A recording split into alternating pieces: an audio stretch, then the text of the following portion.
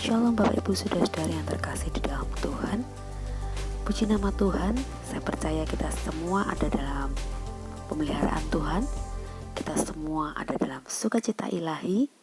Terlebih karena kita baru saja merayakan Paskah, hari kebangkitan Tuhan.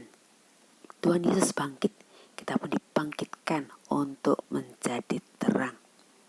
Mari kita siapkan hati untuk terima firman Tuhan dengan berdoa. Bapa di dalam sorga, terima kasih karena kami boleh menjadi anak-Mu, kami boleh mengalami pertolongan dan pemulihan-Mu dalam hidup kami. Kami boleh punya Tuhan seperti-Mu.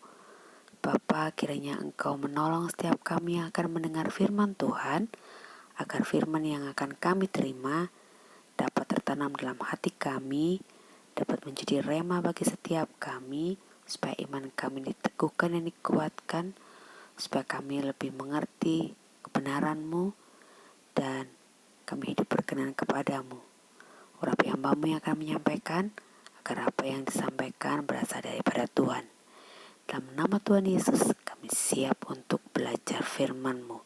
Haleluya, amin. Bacaan kita hari ini diambil dari Yesaya 1 ayat 18. Marilah kita berperkara, firman Tuhan.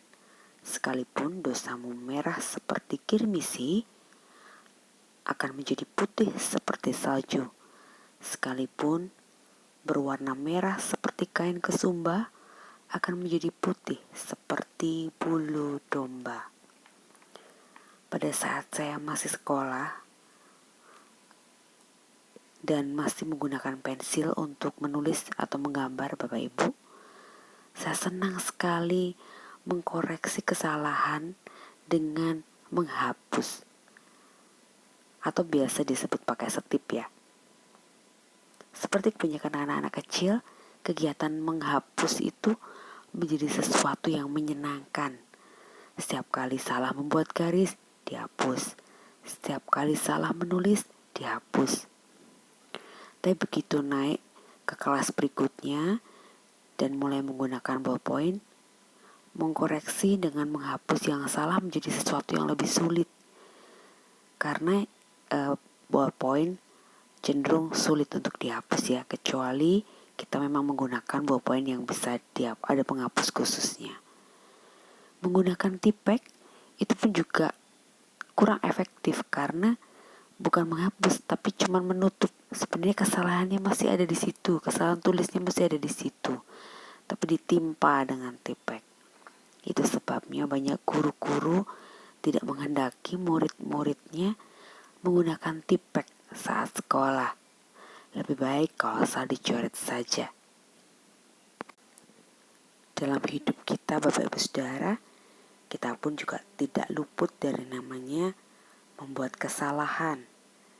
Yakobus 3:2 katakan demikian, sebab kita semua bersalah dalam banyak hal. Barang siapa tidak bersalah dalam perkataannya, ia adalah orang yang sempurna, yang dapat juga mengendalikan seluruh tubuhnya. Sangat sulit ya untuk tidak bersalah dalam perkataan.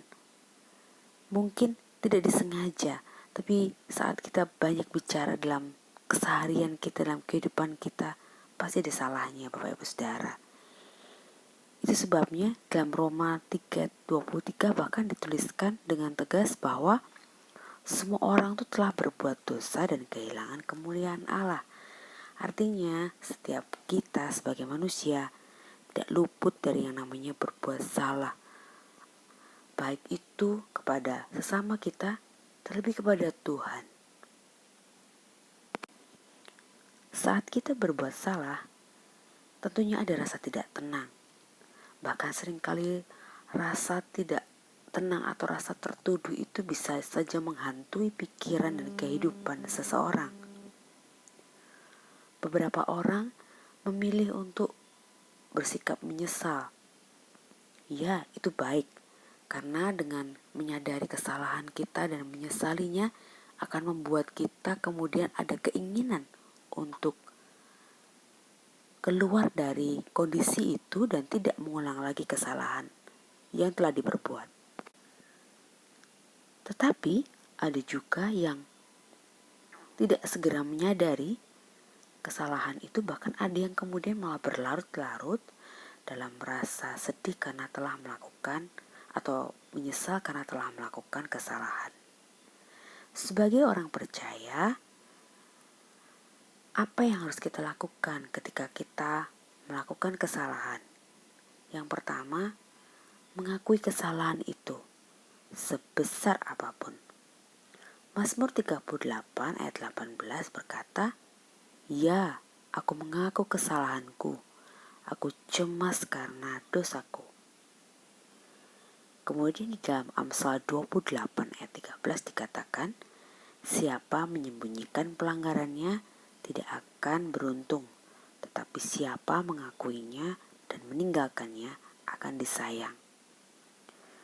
Mengakui kesalahan membutuhkan kerendahan hati dan juga keberanian. Tapi mari kita melakukannya, Bapak Ibu Saudara. Bagaimana jika kesalahan kita juga menyangkut orang lain?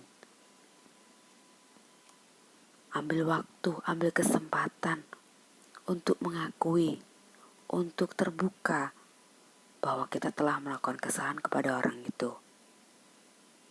Jangan disimpan, jangan ditahan, Bapak Ibu Saudara.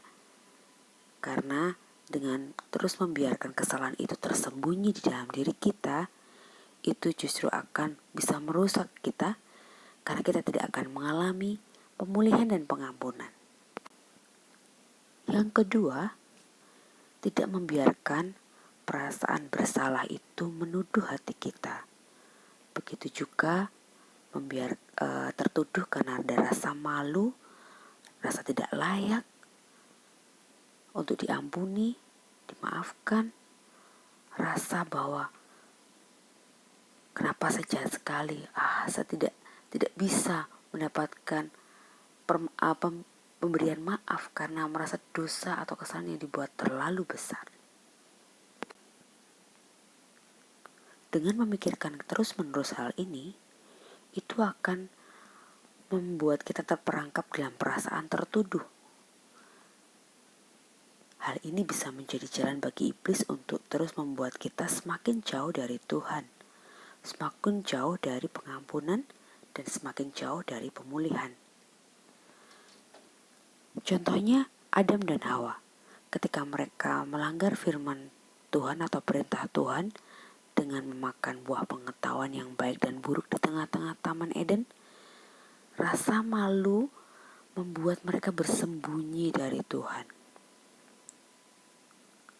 Atau sama halnya kisah Yudas Iskariot, rasa menyesal karena telah menjual Tuhan Yesus membuat rasa itu menuduhnya, sehingga kemudian Yudas Iskariot mengakhiri hidupnya dengan bunuh diri. Jangan kita membiarkan diri kita terperangkap dengan perasaan yang membuat kita semakin jauh dari Tuhan. Yakobus 4 ayat 7-8 katakan demikian. Karena itu, tunduklah kepada Allah dan lawanlah iblis, maka ia akan lari daripadamu.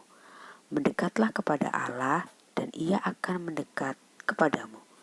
Tahirkanlah tanganmu, hai kamu orang-orang berdosa, dan sucikanlah hatimu, hai kamu yang mendua hati. Mari Bapak Ibu Saudara, terbuka, mengakui, dan tidak membiarkan kita terjebak dalam pemikiran dan hati kita sendiri yang seringkali itu tidak tepat. Bagaimana ketika kita menemui orang-orang yang merasa demikian atau mengalami kondisi yang demikian? Jangan berdiam diri, Bapak Ibu Saudara. Ingatkan kembali saudara-saudara kita bila mereka ternyata ada dalam kondisi yang demikian. Ingatkan bahwa Allah punya kasih karunia yang begitu luar biasa dan begitu besar. Dan tarik saudara-saudara kita dari kondisi terpuruk ini untuk mau berani terbuka mengakui kesalahan dan tidak terus-menerus ada dalam perasaan tertuduh. Yang ketiga, mohon pengampunan dan pemulihan dari Tuhan Yesus. Firman Tuhan dalam Mazmur 103 ayat 12 katakan, sejauh timur dari barat, demikianlah dijauhkannya daripada kita pelanggaran kita. Tuhan tahu Bapak Ibu Saudara, bahwa manusia itu begitu rentan untuk berbuat dosa. Itu sebabnya Tuhan Yesus menyerahkan dirinya sebagai penebus salah, menebus dosa bagi manusia. Supaya setiap kita yang pernah berbuat dalam dosa, yang pernah berbuat salah, tidak menerima konsekuensi dari dosa kita dengan ada dalam kebinasaan, melainkan tetap dapat memperoleh keselamatan dan penyelamatan dari Tuhan. Jika kita mau mengakui dosa kita di hadapan Tuhan dan mohon pengampunannya. Itu sebabnya dalam 1 Yohanes 1 ayat 9 dikatakan, jika kita mengaku dosa kita, maka Ia adalah setia dan adil. Ia akan mengampuni segala dosa kita dan menyucikan kita dari segala kejahatan.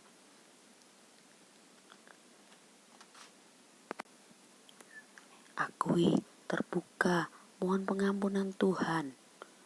Seperti dalam Roma 8 ayat 1 katakan, demikian sekarang tidak ada penghukuman bagi mereka yang ada di dalam Kristus Yesus.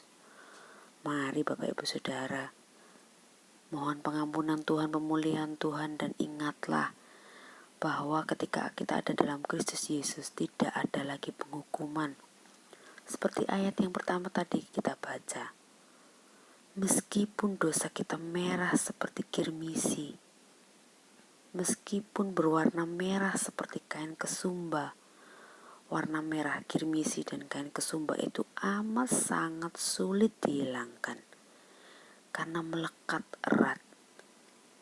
Tetapi dikatakan bisa menjadi putih seperti salju, bisa menjadi putih seperti bulu domba. Ketika apa? Ketika kita mau mengakui dosa dan kesalahan kita, ketika kita tidak mau terus tinggal dalam rasa tertuduh dan perasaan bersalah itu, tetapi justru menghampiri tahta kasih karunia Tuhan, mohon pengampunan Tuhan, mohon pemulihan Tuhan. Mari Bapak Ibu Saudara, jangan sia-siakan pengorbanan Kristus yang telah begitu besar, memberikan nyawanya untuk menjadi korban penebusan bagi dosa-dosa kita, dengan justru malah tetap tinggal dalam belenggu rasa bersalah.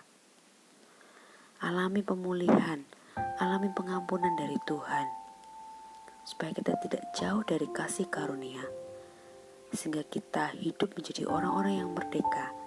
Karena kalau kita hidup sebagai orang-orang merdeka, maka kita dapat memerdekakan orang lain. Kita dapat mengajak orang lain untuk mengalami pengampunan dan pemulihan Tuhan Yesus.